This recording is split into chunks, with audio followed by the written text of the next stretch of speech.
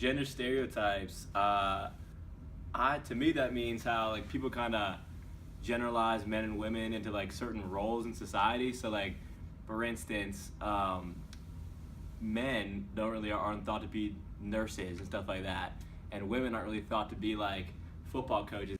I think of the personality differences between genders. Like males are expected to be manly and tough, and girls can be emotional when in actuality, guys are actually emotional. They just hide it, you know? I think that the man should support the family like by any means necessary, and the female should like whatever she brings home is just like icing on the cake, you know. But the man got to set the foundations. When I hear the term gender stereotypes, I can think of two different ways I can approach that question. One is in raising my children. I've got a little girl and two little boys. And my little girl loves to play ball, loves to get out and get dirty. And I think it's one of those things that as a mom, I need to let her enjoy the things that she enjoys doing, and help her encourage the things she's interested in. I'm also a physician, and historically, a lot of men would go to medical school. And when I was in medical school, over half of my class was female. And so I don't really have too much of an issue anymore, at least professionally, with gender stereotypes, and don't see it a whole lot in my private practice at all.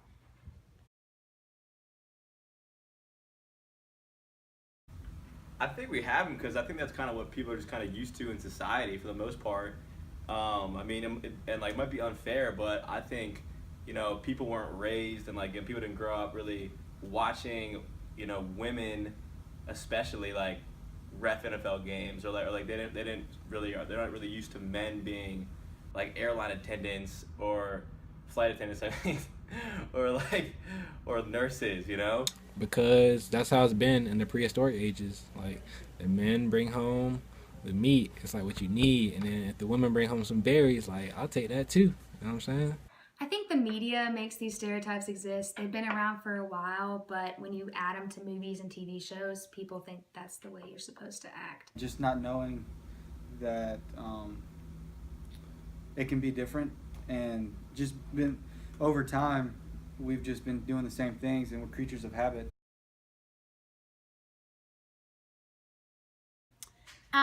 So before I went to medical school, I taught high school for a year, and I taught 12th grade anatomy and physiology and 10th grade honors biology. And I would say I would be thoroughly disappointed if a teacher couldn't separate herself in such a way to treat students equally based on how they work in the classroom, not what gender they are. And so if a girl or a boy student brought it, was attentive in class, doing the best that they could, really considered working hard and cared about what they were doing, I hope that most teachers don't show any difference between how they treat female and male students. Not necessarily, because we've all pretty much grown up with women teachers and male teachers, and we've always been girls and boys. So, I mean, I don't think it's really that big of a deal. I think that in ways it should affect the interactions, because if teachers think that girls are sensitive, then they're going to be a little bit more careful with them. Or if they think that guys don't want to be emotionally attached to them, then they're going to be a little bit tougher with the guys. But they need to pay attention to the fact that people do differ outside of their stereotypes.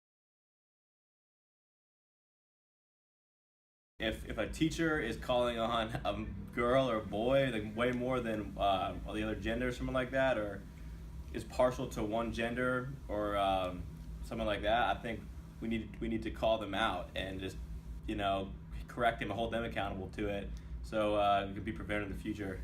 I think we can challenge them by looking outside of the stereotype. If you notice that somebody doesn't fit the stereotype, don't really get on to them for not fitting it. More like accept why they're different than the stereotype says. We can challenge these stereotypes in a couple different ways, but one I think is most important is just bringing it to light and kind of talking about it. I do consider myself still a minority in the medical profession, but I think times are changing, and I think you'll see a lot more women physicians moving forward, especially working moms. And so for me, I don't have a lot that I feel like I need to challenge right now. I think what was significant about the responses is we got a lot of different feedback from different types of people. We got both genders in there, and try to get some different races.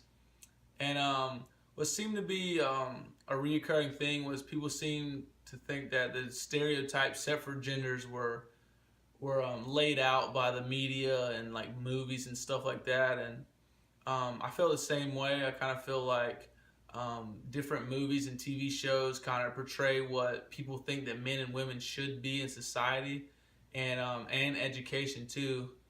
And I feel like that's unfair to a lot of people, but that seemed to be the reoccurring answer. One of the biggest gender stereotypes is like that females should be nurses and men should be doctors. So I really thought it was cool to get the feedback and the answers of these questions from a female doctor, and Miss Renfro. So I thought that was pretty cool and very interesting. For the challenging responses, I thought they were pretty good. I thought they were pretty spot on.